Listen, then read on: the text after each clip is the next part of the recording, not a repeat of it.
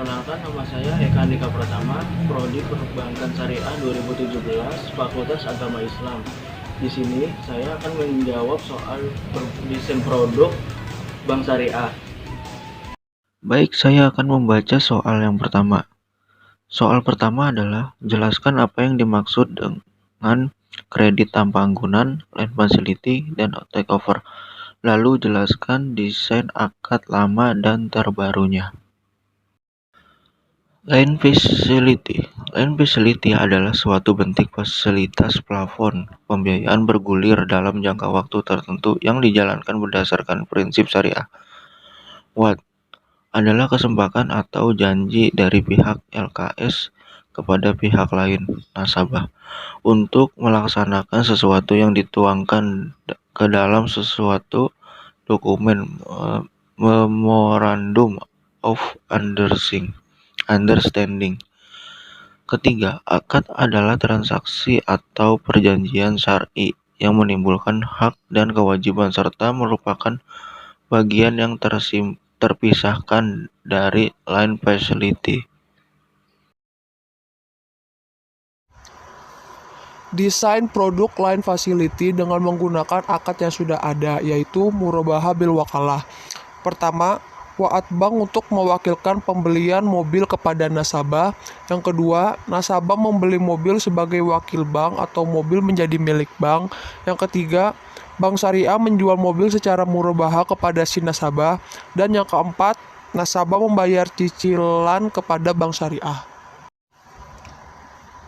Desain produk line facility dengan menggunakan akad baru, yaitu ijaroh bil wakalah. Pertama, nasabah datang ke bank dan melakukan pengajuan pembiayaan atau portofolio kendaraan mobil dengan akad ijaroh. Yang kedua, bank melakukan kerjasama dengan sebuah dealer untuk bentuk wakalah. Yang ketiga, kemudian bank melakukan kesepakatan dengan nasabah untuk melanjutkan pembiayaan. Yang keempat, setelah bank dan nasabah sudah sepakat, selanjutnya dealer mengirimkan barang yang diminta oleh si nasabah. Yang kelima, nasabah membayar cicilan tiap bulannya kepada bank. Dan yang keenam, setelah membayar, bank membayar lagi kepada pihak dealer. Kredit tanpa anggunan. Kredit tanpa anggunan adalah salah satu produk pinjaman yang diberikan fasilitas kredit tanpa membebankan calon nasabah untuk mempersiapkan suatu aset untuk dijadikan jaminan atas tersebut. Produk KTA sendiri dalam perbankan syariah tidak diberikan kepada semua nasabah dan hanya diberikan kepada mereka yang memenuhi kriteria saja. Ada dua kriteria nasabah yang diberikan atau ditawarkan KTA. Pertama, nasabah merupakan karyawan bank yang menyediakan KTA atau perusahaan di tempatnya bekerja memiliki kerjasama dengan bank tersebut. Yang kedua, mempunyai riwayat penggunaan kartu kredit yang baik. Jadi saya akan menjelaskan kartu kredit syariah dengan akad wakalah plus murabahah. Ini akad yang sudah ada. Yang pertama, nasabah atau pengguna kartu kredit datang ke bank untuk meminta pembiayaan KTA dengan akad murabahah dan kesepakatan bank mengambil keuntungan margin. Lalu bank syariah mengasih dana tersebut kepada nasabah sesuai yang dibutuhkan atau menggunakan sesuai dibutuhkan dana tersebut menggunakan akad wakalah. Setelah itu nasabah membeli motor kepada supplier dan pembayaran secara cash menggunakan KTA tersebut. Lalu barang dikirimkan ke nasabah. Setelah itu nasabah membayar cicilan motor tersebut ke bank plus marginnya. Jadi saya akan menjelaskan akad baru KTA, yaitu akadnya istisna. Pertama, nasabah atau pengguna kartu kredit syariah datang ke bank untuk melakukan pembiayaan KTA menggunakan akad istisna. Nasabah tersebut ingin membangun rumah di tanah miliknya dengan spesifikasi yang diinginkan, kesepakatan nasabah dan mengambil keuntungannya margin. Dan nasabah dapat mencicil setiap bulannya selama 15 tahun. Bank mencarikan kontraktor. Setelah itu bank membayar total pembangunan kepada kontraktor. Setelah itu nasabah membayar cicilan rumah setiap bulannya selama 15 tahun. Definisi takeover. Takeover dari dua suku kata yang berasal dari bahasa Inggris. Take mengambil dan over mengalihkan. Ekonomi Islam takeover disebut hiwalah atau pengalihan atau pemindahan utang. Fatwa DSN MUI, takeover adalah pemindahan utang nasabah dari bank atau lembaga keuangan konvensional ke bank atau lembaga keuangan syariah. Di sini saya akan menjelaskan tentang takeover akad lamanya. Yang pertama, akad qard. Nasabah takeover ke KPR kepada bank syariah dengan qard, maka bank syariah memberikan qard pinjaman murni kepada nasabah. 2. Pelunasan aset. Dengan pinjaman murni tersebut, nasabah melunasi kredit utangnya. Dengan demikian, aset yang diberikan dengan kredit dari bank konven tersebut menjadi milik nasabah secara penuh. 3. Menjual aset untuk melunasi qard. Selanjutnya, nasabah menjual aset tersebut kepada bank syariah dan dengan hasil penjualan itu nasabah melunasi pinjamannya atau qard yang di awal tadinya, sehingga asetnya tersebut menjadi milik bank syariah secara penuh. 4. Akad murabahah. Kemudian bank syariah menjual secara murabahah secara cicilan, sehingga setelah di akhir ketika nasabah setelah melunasi maka aset menjadi milik nasabah kembali. Jadi saya akan menjelaskan skema takeover dengan akad barunya yaitu MMQ. Yang pertama, nasabah dengan kondisi telah memiliki utang di bank konven dan ingin mengajukan peralihan utang kepada bank syariah, yaitu dengan mengajukan perjanjian takeover akad MMQ dalam waktu tertentu berupa KPR, kredit pemilikan rumah. Yang kedua, melakukan perjanjian pembiayaan sesuai yang disepakati. Total modal ke mitra MMQ sebesar 400 juta, di mana porsi bank sebesar 240 juta. Dan nisbahnya adalah 60% bank, 40% nasabah. Yang ketiga, menyerahkan dana porsi modal tersebut untuk melunasi utang nasabah dari bank konvensional.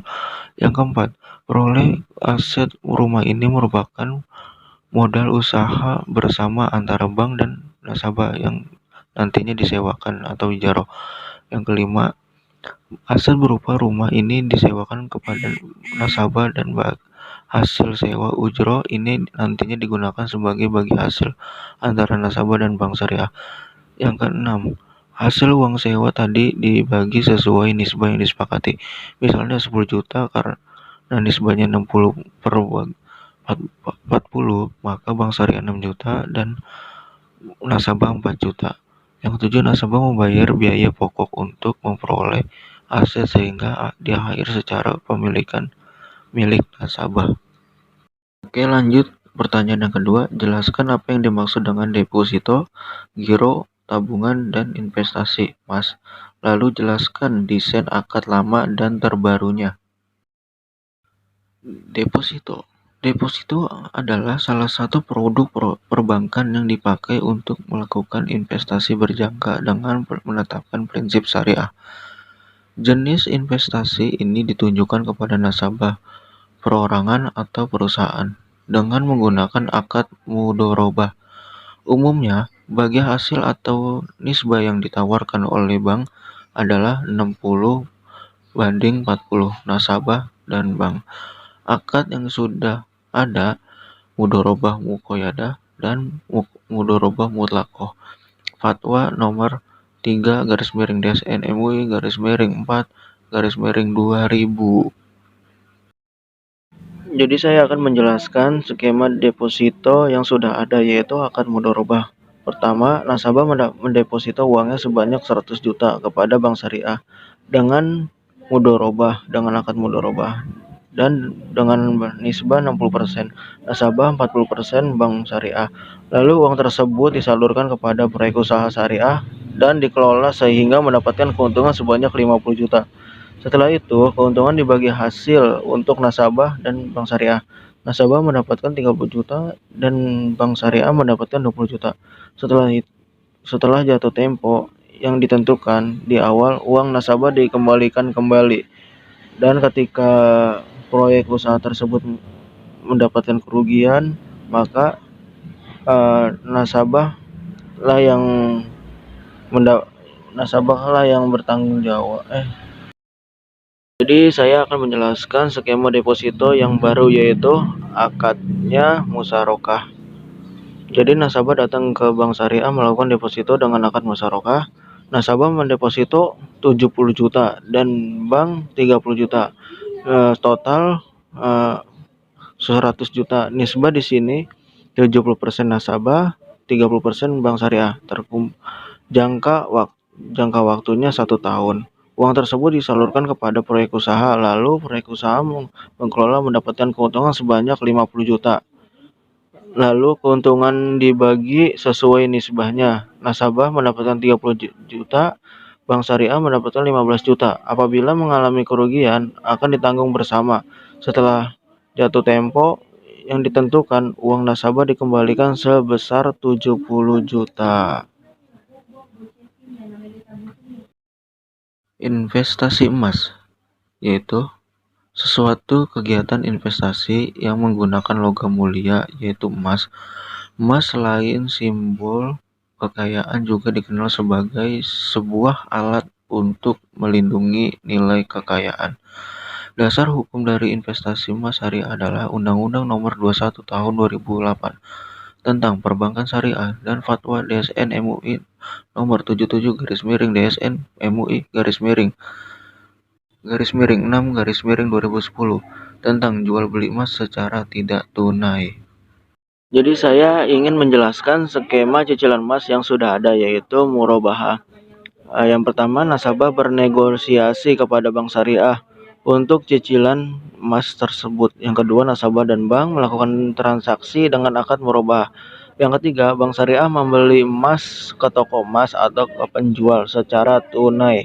Yang keempat, toko emas menyerahkan barang atau sertifikat dokumen di dalamnya jumlah barang ia pesan atau jumlah yang diinvestasikan. Yang kelima, nasabah membayar cicilan kepada bank syariah dengan ketentuan kesepakatan di awal.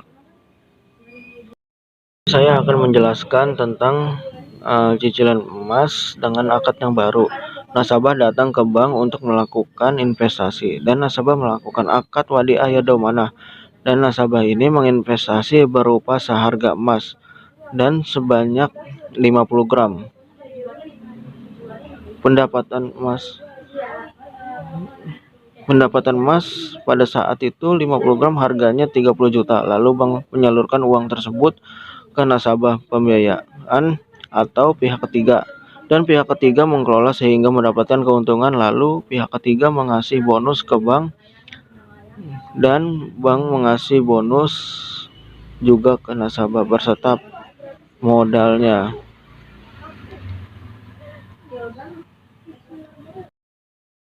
Giro yaitu simpanan yang penarikannya dapat dilakukan setiap saat dengan menggunakan cek, bilet, giro, sarana perintah bayaran lainnya, atau dengan pemindahan bukuan.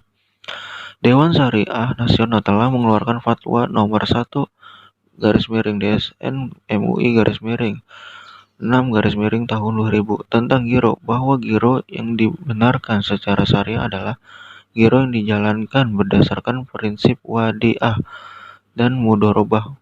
Berdasarkan hal di atas, berikut ini keputusan Fatwa DSN MUI Nomor 1/DSN MUI /4/ tahun 2000. Akad giro yang sudah ada, wadiah dan mudharabah. Saya akan menjelaskan giro dengan akad yang sudah ada, yaitu akad wadiah. Yang pertama, nasabah dan bank melakukan akad wadiah. Nasabah selaku penitip dan bank selaku pengelola. Kedua, nasabah menitipkan dana ke bank. Yang ketiga, nasabah dapat mengambil dana titipan tersebut dari bank dengan waktu kapanpun dengan menggunakan alat penarikan, cek, bilet, giro, dan lain-lain. Dan bank memberikan bonus kepada nasabah. Jadi saya akan menjelaskan giro dengan akad yang baru, yaitu qard atau qardul hasan. Nasabah dan bank melakukan akad qard. Dalam hal ini nasabah selaku muqrid atau pemberi pinjaman dan bank selaku muqtarid atau peminjam. Kedua, nasabah memberi dana pinjaman kepada bank. Ketiga, dana tersebut akan dimanfaatkan oleh bank kepada pihak ketiga. Yang keempat, pihak ketiga atau usaha memberikan keuntungan kepada bank. Yang kelima, bank mengembalikan dana pinjaman 100% tanpa ada pengurangan kepada nasabah. Dan nasabah dapat mengambil dananya dengan waktu kapanpun dengan alat penarikan dana menggunakan biljet, giro, dan lain-lainnya. Tabungan. Pengertian tabungan menurut Undang-Undang Perbankan Nomor 10 Tahun 1998 adalah tabungan merupakan simpanan yang pada penarikan hanya dapat dilakukan menurut syarat tertentu yang telah disepakati, namun tidak dapat ditarik dengan cek, biljet, giro, atau alat lainnya yang sama dengan hal itu. Jadi saya akan menjelaskan tabungan dengan akad wadiah. Mana? Ini akadnya yang sering dipakai di bank syariah. Pertama, nasabah datang ke bank ingin menabung jumlah uang nasabah sebesar 5 juta. Lalu nasabah dan bank melakukan akad wadiah mana? Setelah itu bank menyalurkan uang nasabah tersebut ke pihak ketiga atau pengguna dana. Setelah pengguna dana mendapatkan keuntungan, lalu bagi hasil dengan bank syariah sesuai nisbah dan kesepakatan di awal. Setelah itu nasabah mendapatkan bonus. Catatan bonus di sini nasabah tidak mendapatkannya setiap nabung ataupun setiap bulannya. Jadi saya akan menjelaskan tentang tabungan multi akad, yaitu akadnya wadiah dan mudharabah. Nasabah nabung ke bank senilai 10 juta dengan akad wadiah dan mudharabah. Lalu uang tersebut disalurkan kepada bank syariah kepada pihak ketiga. Setelah mendapatkan keuntungan, pihak ketiga bagi hasil dengan bank syariah dengan nisbah kesepakatan di awal. Lalu bank syariah memberikan bonus plus hasil kepada nasabah karena di awal nasabah dan bank melakukan akad wadiah plus mudharabah. Pertanyaan yang ketiga, jelaskan apa yang dimaksud jual beli emas, pembiayaan, dan transfer. Lalu jelaskan desain akad dan terbarunya.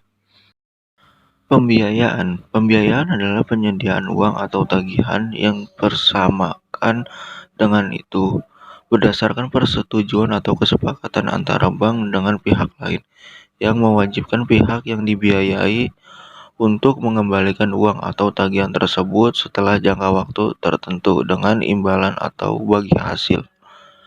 Pembiayaan atau financing adalah pendanaan yang diberikan oleh sesuatu pihak kepada pihak lain untuk mendukung investasi yang telah direncanakan, baik dilakukan sendiri maupun lembaga. Dengan kata lain, pembiayaan adalah pendanaan yang dikeluarkan untuk mendukung investasi yang telah direncanakan. Jadi saya akan menjelaskan salah satu produk pembiayaan dengan akad murabahah. Yang pertama, nasabah datang ke bank syariah ingin meminta pembiayaan mobil, lalu bank syariah menjelaskan harga mobil di showroom seharga 200 juta dan bank meminta margin senilai 5 juta. Jadi total 205 juta. Dengan akad murabahah, lalu nasabah sepakat untuk melakukan transaksi tersebut. Bank membeli secara cash ke showroom mobil. Setelah itu showroom mobil mengirimkan mobil tersebut kepada nasabah. Lalu nasabah setiap bulannya bayar cicilan mobil tersebut sampai batas waktu dan kesepakatan di awal. Jadi saya akan menjelaskan pembiayaan akad salam. Nasabah datang ke bank bernegosiasi ingin memesan mobil dengan modifikasi yang diinginkan. Nasabah dengan akad salam. Lalu nasabah bayar cash. Setelah itu bank mencarikan produksi mobil dan bank meminta produksi ini membuat sesuai yang diinginkan nasabah. Lalu produksi mobil ini sudah membuat mobil yang diinginkan nasabah.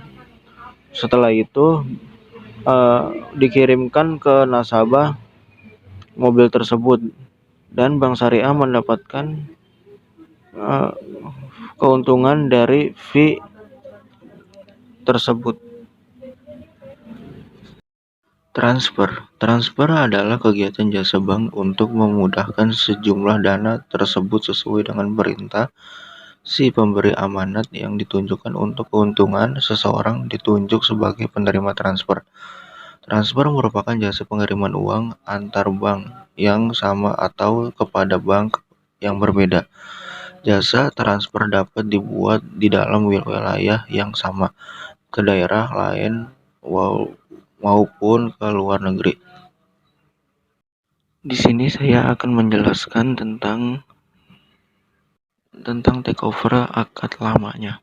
Yang pertama, akad qard. Nasabah takeover KPR kepada Bank Syariah dengan qard, maka Bank Syariah memberikan qard pinjaman murni kepada nasabah. 2. Pelunasan aset. Dengan pinjaman murni tersebut, nasabah melunasi kredit utangnya. Dengan demikian, aset yang diberikan dengan kredit dari bank konven tersebut menjadi milik nasabah secara penuh. 3.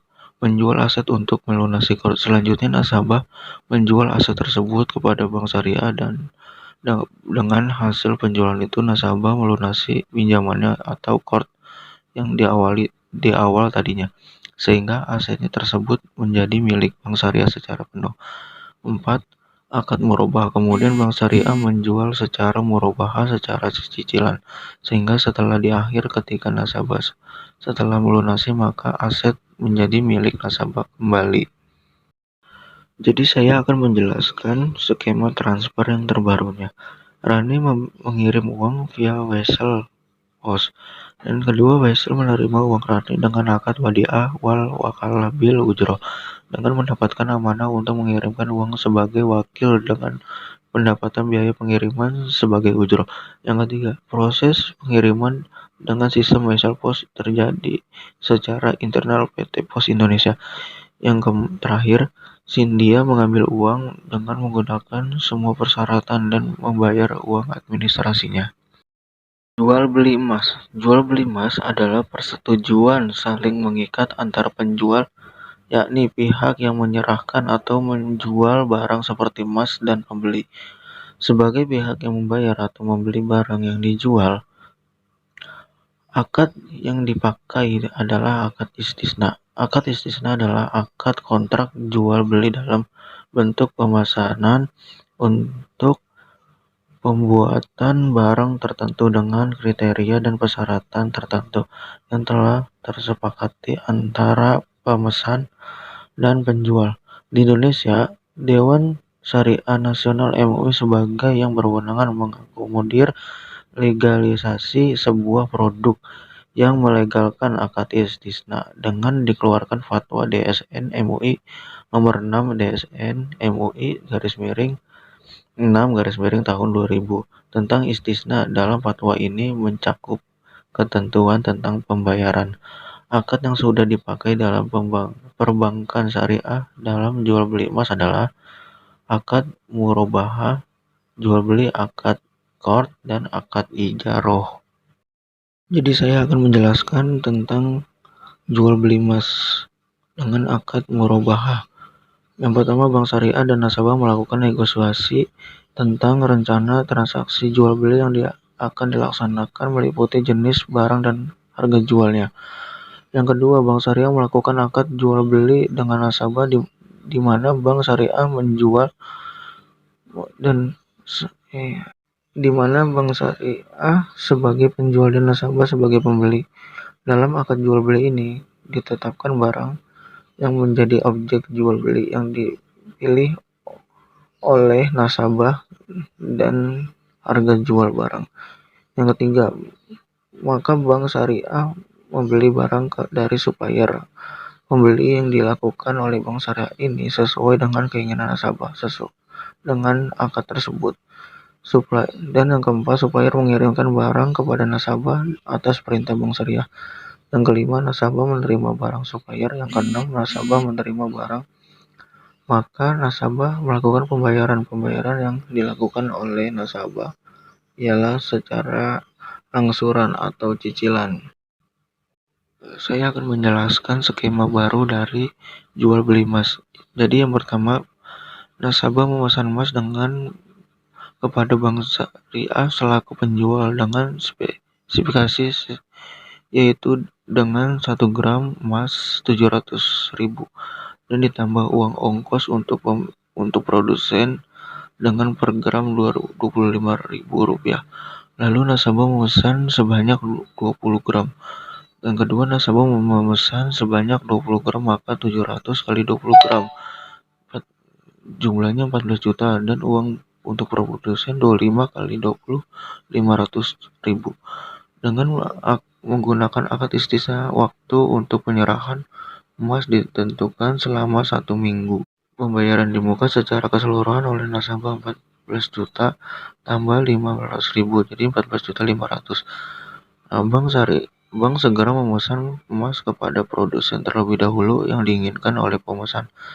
Dan yang kelima, emas sudah selesai dibuat dengan waktu yang telah disepakati oleh kedua pihak antara bank dan nasabah.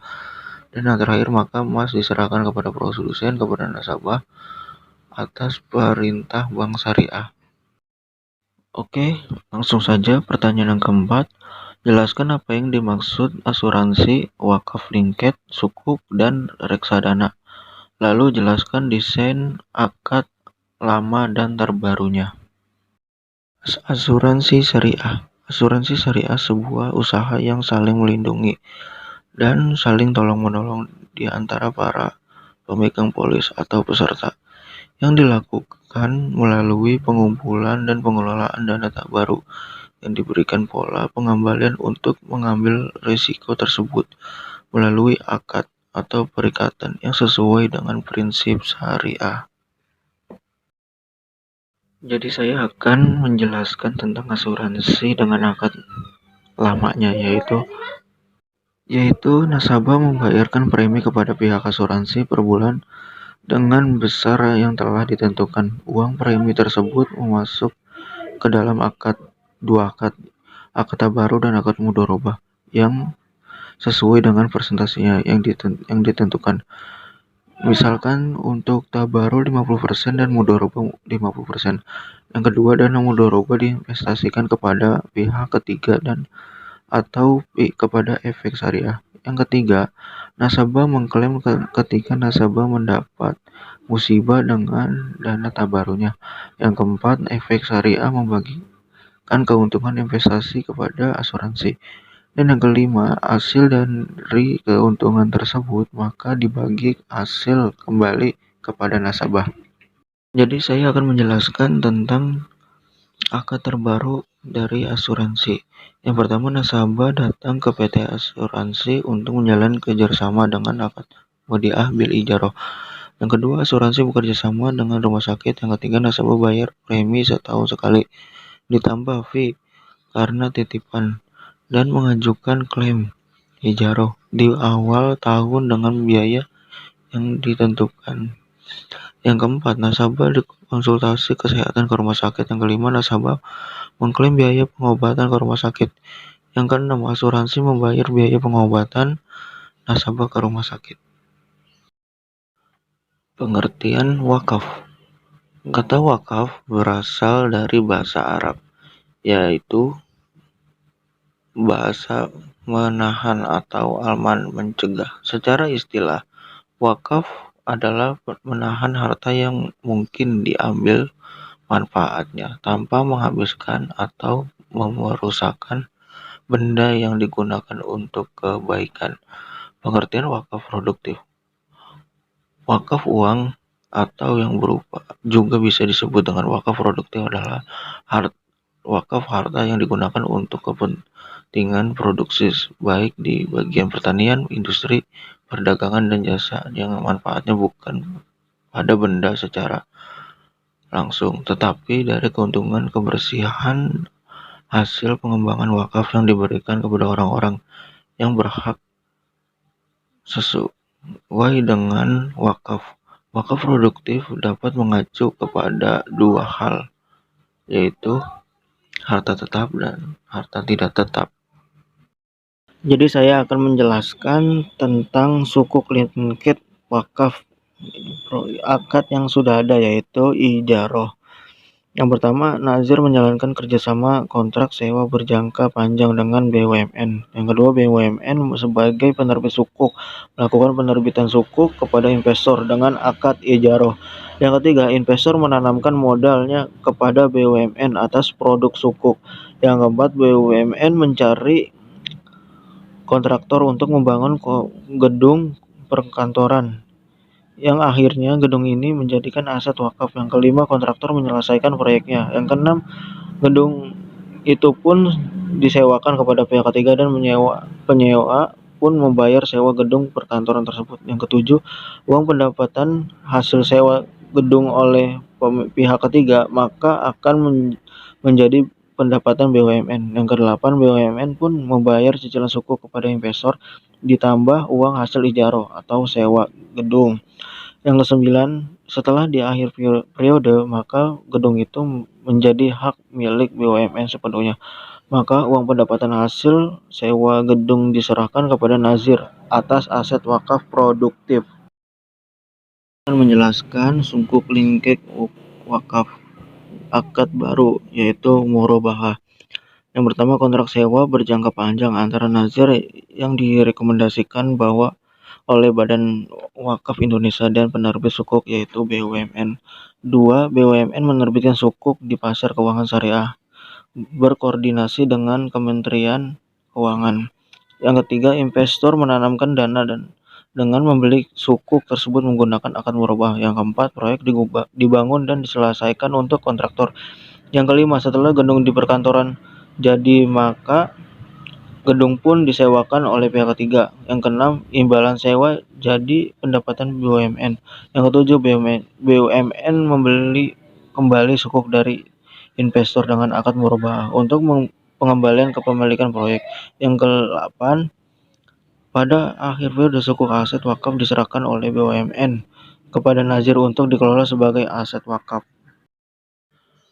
Reksadana syariah. Reksadana syariah adalah wadah yang dipergunakan untuk menghimpun dana dari masyarakat pemodal selanjutnya diinvestasikan kembali dalam portofolio efek oleh manajer investasi. Portofolio efek adalah kumpulan efek yang dimiliki secara bersama kolektif oleh para pemodal dalam reksadana. Manajer investasi adalah pihak kegiatan usahanya mengelola portofolio efek untuk para nasabah atau pengelola portofolio investasi kolektif untuk sekelompok nasabah. Jadi saya akan menjelaskan reksadana. Yang pertama, mekanisme pembelian reksadana syariah antara pemodal dan manajer investasi dilakukan dengan sistem wakalah di mana pemodal memberikan mandat kepada manajer investasi untuk melaksanakan investasi dengan kepentingan pemodal sesuai dengan prospektur. Kedua, manajer investasi mengelola dana dari investor untuk diinvestasikan ke berbagai instrumen investasi di pasar modal dengan skema kontrak investasi kolektif dengan bank kustodian, di mana manajer investasi mempunyai wewenang untuk mengelola portofolio kolektif. Bank kustodia diberi wewenang untuk melaksanakan titipan kolektif, sedangkan antara manajer investasi dan pengguna investasi dilakukan dengan sistem mudharabah, yaitu pembagian keuntungan antara pemilik modal dan manajer investasi dan pengguna investasi berdasarkan proporsi yang telah disepakati. Dan yang terakhir, pemodal Pemilik modal hanya menanggung resiko sebesar dana yang telah diberikan, dan manajer investasi tidak menanggung resiko kerugian kecuali terjadi karena kelalaian. Jadi, saya akan menjelaskan skema terbaru dari reksadana ini. Yang pertama, investor memberikan mandat kepada manajer investasi untuk melakukan investasi bagi kepentingan investor sesuai dengan prospektus. Yang kedua, kemudian manajer investasi ini mengelola dana investor untuk diinvestasikan berbagai instrumen investasi di pasar modal dengan skema kontraksi, investasi kolektif, dan dengan bank kustodian, di mana manajer investasi mempunyai wewenang untuk mengelola portofolio investasi kolektif, dan bank kustodian diberi wewenang untuk melaksanakan penitipan kolektif. Yang keempat, pembagian keuntungan antara pemilik modal yang diwakili oleh manajer investasi dan pengguna investasi berdasarkan proporsi yang telah ditentukan. Yang kelima, di mana keuntungan dan kerugian ditanggung bersama baik investor dan manajer investasi. Pertanyaan yang terakhir yaitu jelaskan apa yang dimaksud sukuk, saham, dan hedging. Lalu jelaskan desain akad lama dan terbarunya. Saham syariah. Saham merupakan surat berharga, bukti pernyataan modal pada suatu perusahaan, dan dengan pembuktian pernyataan tersebut, pemegang saham berhak untuk mendapatkan bagian hasil dari perusahaan tersebut. Sedangkan saham syariah adalah sertifikat untuk menunjukkan bukti kepemilikan sesuatu perusahaan yang diterbitkan oleh emiten, yang kegiatan usaha maupun cara pengelolanya tidak bertentangan dengan prinsip syariah. Dalam syariah, akad yang digunakan adalah akad murabahah dan akad musyarakah.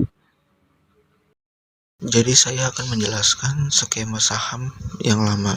Yang pertama, emiten menawarkan saham kepada investor. Yang kedua, investor membeli atau membayar saham tersebut kepada emiten. Yang ketiga, emiten menyerahkan saham kepada investor. Jadi saya akan menjelaskan skema saham syariah dengan akad MMQ. Yang pertama, emiten melakukan akad musyarakah mutanakisah kepada investor sekaligus menentukan modal dan bagi hasil. Yang kedua, lalu kemudian emiten dan investor membangun perumahan tersebut. Yang ketiga, setelah selesai membangun perumahan tersebut, lalu si emiten menyewa perumahan tersebut kepada pihak ketiga. Yang keempat, lalu dari hasil perumahan tersebut dibagi keuntungan, emiten 60% dan investor 40%. Yang kelima, emiten secara bertahap atau mencicil modal tersebut kepada investor sekaligus membeli aset tersebut. Yang keenam, investor menyerahkan surat perpindahan kepemilikan kepada emiten. Hedging. Pengertian hedging secara etimologis, hedging berasal dari kata bahasa Inggris hedge, lindungi nilai. Secara etimologis dalam kamus lengkap ekonomi disebutkan hedging adalah sesuatu tindakan untuk mengurangi ketidakpastian mengenai gerak harga di masa yang akan datang dari suatu komoditi, surat berharga, dan mata uang asing berdasarkan prinsip syariah. Jadi saya akan menjelaskan hedging dengan akad lamanya. Seorang pedagang komputer di Indonesia membeli beberapa unit komputer dari Amerika dengan mata uang US dollar seharga 1 juta. Di mana dia akan melunasi setelah 3 bulan karena dia mengkhawatirkan nilai tukar mata uang US dollar akan naik tinggi pada saat lunasan. Maka ia membuat transaksi hedging dengan cara membeli US dollar sejumlah yang akan dibutuhkan dengan nilai tukar pada saat ini dan serah terima dolar dengan rupiah nanti setelah 3 bulan lagi pada saat pelunasan pembayaran yang telah dipesan.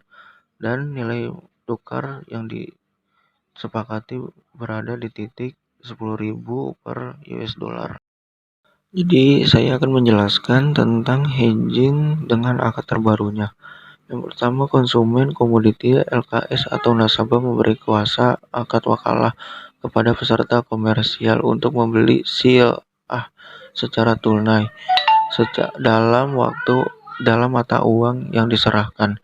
Yang kedua, berdasarkan akad wakalah di atas, peserta komersial mewakili konsumen komoditi membeli sil'ah secara tunai dari jumlah peserta pedagang komoditi dalam mata uang yang diserahkan.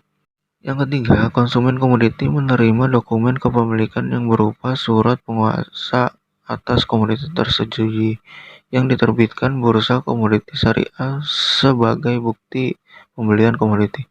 Yang keempat, peserta komersial membeli sil'ah dari konsumen komoditi dengan akad jual beli murabahah dalam mata uang yang diterima, yang pembayarannya dilakukan secara bertahap atau tangguh sesuai kesepakatan. Yang kelima, diikuti dengan serah terima dokumen kepemilikan. Yang keenam, peserta komersial menjual sil'ah secara tunai kepada peserta pedagang komoditi dalam mata uang yang diserahkan. Yang ketujuh, konsumen komoditi menerima mata uang yang diterima dari komersial dalam rangka menunaikan kewajibannya kepada pihak lainnya. Jadi saya akan menjelaskan produk sukuk dengan akad mudharabah. Jadi yang pertama, emiten menerbitkan sukuk mudharabah, lalu investor memberikan dana murabahah kepada emiten. Yang kedua, dana emisi sukuk tersebut dipergunakan untuk meningkatkan aktiva produksi berupa pembiayaan murabahah. Yang ketiga, dari kegiatan usaha pembiayaan murabahah kepada nasabah diberi pendapatan margin, kemudian dipisahkan dan didistribusi sesuai dengan proporsi sumber dana pembiayaan murabahah yang berasal dari dana sukuk, dana emiten, dan dana pihak ketiga. Yang keempat, dana margin dari dana sukuk kemudian didistribusikan kepada pendapatan bagi hasil antara emiten dan investor sesuai dengan kesepakatan di awal. Yang terakhir, setelah jatuh tempo, emiten mengembalikan modal ke investor sebagai nilai sukuk kepada saat penerbitan. Jadi saya akan menjelaskan sukuk dengan akad MMQ. Yang pertama, emiten melakukan akad musyarakah mutanakisah kepada SPV sekaligus menentukan porsi modal dan nisbah bagi hasil. Yang kedua, SPV menerbitkan sukuk musyarakah kepada investor. Yang ketiga, investor mewakalkan dana kepada SPV. Yang keempat, emiten dan SPV melakukan usaha bersama. Yang kelima, dari hasil usaha bersama diperoleh keuntungan bagi hasil yang diterima oleh kedua pihak. Yang keenam, emiten secara bertahap mengembalikan modal dan membeli aset dari usaha tersebut. Yang ketujuh, SPV menyerahkan nisbah bagi hasil kepada investor. Sekian penjelasan dari saya, kurang lebihnya mohon maaf. Wassalamualaikum warahmatullahi wabarakatuh. Jangan lupa like, comment, and subscribe.